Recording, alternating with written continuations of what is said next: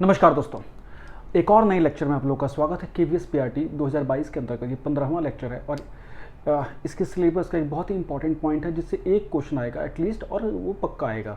और इतना छोटे से पॉइंट में ये क्वेश्चन आपका लगभग कवर अप हो जाएगा। क्या है वो, आप लोगों ने, आपको पता तो लग ही गया होगा, थंबनेल से आप लोगों को पता लग गया होगा। ये है HDI इंडिकेटर्स के ऊपर हम बात करने जा रहे हैं, मानव विकास सूचकांक।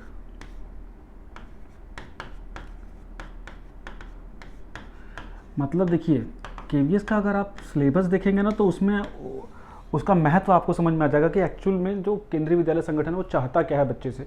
एक अवेयर सिटीजन और एक जिम्मेदार सिटीजन के रूप में एक अच्छा नागरिक भी चाहता है वो, है ना। इसीलिए टॉपिक इंसर्ट किया गया है। करंट अफेयर का में जनरली आप इस क्वेश्चन को देखते होंगे, लेकिन इसको थ्योरेटिकल पोर्शन में EVS GS के पोर्शन में इसको इंक्लूड करना बहुत शानदार चीज़ है। तो ह्यूमन डेवलपमेंट इंडेक्स बेसिकली क्या है, इस मानव विकास सूचकांक मतलब ह्यूमन का डेवलपमेंट कहीं कहाँ पे किस प्रकार हो रहा है, उसको किस प्रकार से चिन्हित किया जाए, उसके ऊपर ये बात हो रही है ना। तो इसके ऊपर थ्योरेटिकल क्वेश्चन बहुत इजीली तरीके से आ सकता है।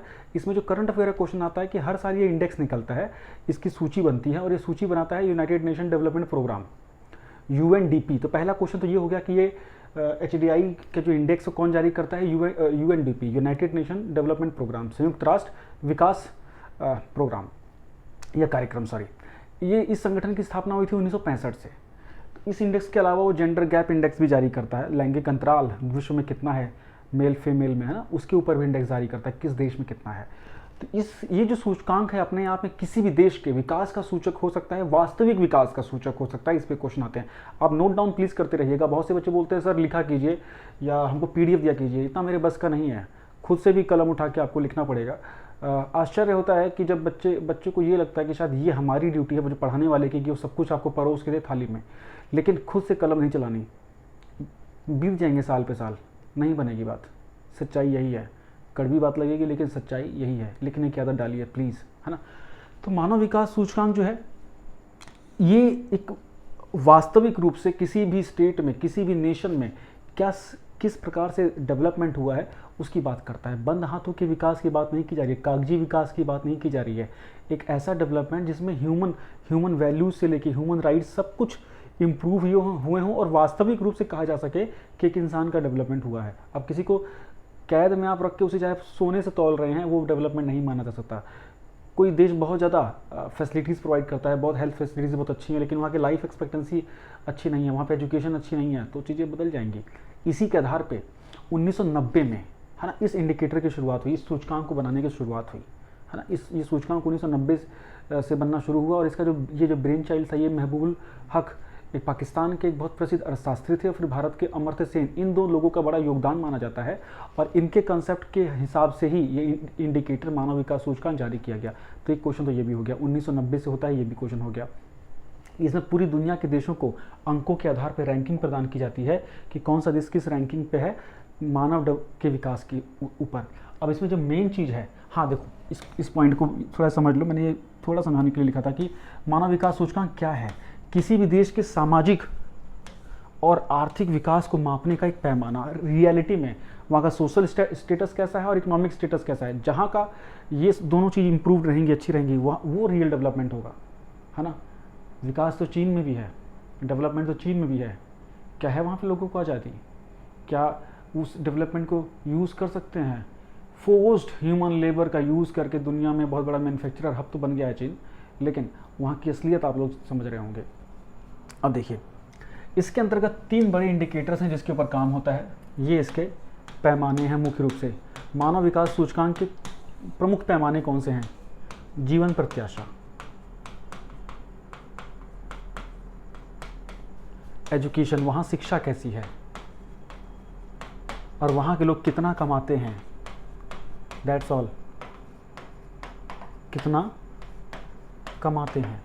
इन 3 चीज़ों के हिसाब से पॉइंट्स बनते हैं और वो पॉइंट्स वेरी करते हैं 0 से लेके 1 के बीच में, 0 से लेके 1 के बीच में, ठीक। इसमें ख़ास तौर से जो विकसित देश हैं वो लगभग, इसको देखो, इसमें भी देशों को 3 हिस्से में बांटते हैं। एक तो 0 से लेके 1 से लेके 0.8 के बीच में जो देश होते हैं वो फर्स्ट कैटेगरी में आते हैं, जिसमें बहुत ही मजबूत देश जैसे कि नॉर्थ अमेरिका का, कनाडा, अमेरिका, इंग्लैंड, यूरोप में नॉर्डिक नेशंस, ये आपका जो आपके फिनलैंड हो गया, नॉर्वे हो गया, डेनमार्क वगैरह हो गया, इस टाइप के देश, ठीक है। उसके बाद आता है एक 0.79 से 0.7 तक, है ना, ये लगा लीजिए, 6.69 तक या 7 तक लगा लीजिए। उसके बाद आते हैं उसके नीचे वाले, है ना, 7 के नीचे वाले। तो भारत का जो आपको देखना होगा ना, भारत का जो इंडिकेटर आपको, देखो ये क्वेश्चन एक तो आएगा कि रेंज कहाँ से कहाँ तक, इनकी सबसे ज़्यादा इंपॉर्टेंट क्वेश्चन तो ये है। इसी में मैक्सिमम क्वेश्चन बन जाते हैं कि 3-4 ऑप्शन दे दिए, उसमें से इनमें से कौन सा नहीं है। मान लो इसमें दे दिया कि कोई भी ऑप्शन इसमें दे दिया, इसमें अलग से निकाल के हेल्थ दे दिया, वो नहीं होगा। इसमें अलग से निकाल के सोशल इक्वालिटी दे दी, वो नहीं होगा। ऐसा कुछ लगेगा आपको कि हाँ ये हो सकता है, अच्छा सा लगेगा देखने में, लेकिन वो होगा नहीं, है ना। तो ये हो गया। इसके बाद अब इसमें देखिए कि किस प्रकार से रैंक्स को हम डिस्ट्रीब्यूशन की ओर लेके चलते हैं। भारत जो है, भारत का जो इसमें स्कोर होता है लगभग 0.65 के आसपास होता है, 0.65 के आसपास होता है लगभग, है ना। हम फर्स्ट क्लास हैं लेकिन 70 से ऊपर नहीं जा पा रहे हैं, 0.7 को हम क्रॉस नहीं कर पा रहे हैं, इसके बीच में ही हम लोग लगभग रिवॉल्व करते रहते हैं। जो इंडिया की जो लास्ट रैंक इंडिया की थी लास्ट ईयर इंडिया की रैंक थी 2021 में 131 थी, है ना, लगभग हाँ 131 ही थी। और भारत को मैं जब से देख रहा हूँ 129, कभी 130, कभी 131, कभी 132, इसी में रिवॉल्व हम लोग करते रहते हैं। अभी तक हम लोग 100 को ब्रेक नहीं कर पाए, 100 के अंदर ब्रेक नहीं कर पाए हैं, ये ध्यान देना आपको। इसमें सबसे ऊपर टॉप 10 नेशंस में कौन से आते हैं आपको, सारे वो स्कैंडिनेविया के नेशंस आते हैं ऊपर वाले, यूरोप के, नॉर्थ यूरोप जो आपको देखोगे ना, ये डेनमार्क, फिनलैंड, नॉर्वे वगैरह, फिर यूके वगैरह हो गया, फिर अमेरिका, कनाडा, यहाँ जहाँ क्वालिटी ऑफ लाइफ बहुत ज़्यादा अच्छी मानी जाती है। तो क्वालिटी ऑफ लाइफ के लिए 3 बड़े पैमाने हैं इसके आधार पे ही। अब लाइफ एक्सपेक्टेंसी कैसे अच्छी होगी, जब वहाँ पे ऑफकोर्स वहाँ की हेल्थ व्यवस्था अच्छी होगी, वहाँ बड़ी अपॉर्चुनिटीज़ होंगी, वहाँ रोजगार के साधन होंगे, एजुकेशन जहाँ अच्छी होगी, ऑफकोर्स वहाँ एक दूसरे को सिंक्रोनाइजेशन होगा, रोजगार अपने आप अच्छा होगा, सभ्य समाज होगा ना, लॉ एंड ऑर्डर ठीक रहेगा, क्राइम कम होंगे, जीडीपी पर कैपिटल भारत की प्रति व्यक्ति आय लगभग 1 लाख के आसपास है ना, रुपए में अगर देखी जाए तो। बहुत से ऐसे देश हैं जहाँ पे ज़्यादा इनकम है, जहाँ कैश फ्लो जितना अच्छा है, उस देश में उतना ज़्यादा अच्छा डेवलपमेंट माना जाएगा। तो इस प्रकार से अगर आप इसको देखें, अगर आपको इस 3 पॉइंट को याद रखें, इस रेंज को याद रखें, अमर्त्य सेन और महबूब हक को याद रखें, 1990 को याद रखें, यूएनडीपी को याद रखें, तो इससे बाहर क्वेश्चन आपको देखने को नहीं मिलेगा। इस तरीके से पढ़िए, स्मार्ट प्रिपरेशन इसको बोलते हैं। स्मार्ट प्रिपरेशन कितनी भी कर ली जाए, लेकिन खुद की एक मेहनत तो करनी पड़ेगी आपको, है ना। ये मेहनत आपके हिस्से की मैं नहीं कर पाऊँगा। सबका सोचने का नज़रिया अलग होता है, सबका काम करने का नज़रिया अलग होता है। अच्छे लेक्चर्स का फ़ायदा उठाइए, है ना। जिसको फ़ायदा उठाना है वो उठा रहा है। आप कब तक इंतज़ार कर सकते हैं ये आपके ऊपर डिपेंड करता है। उम्मीद करता हूँ ये लेक्चर अच्छा लगा होगा। Thank you so much, bye bye.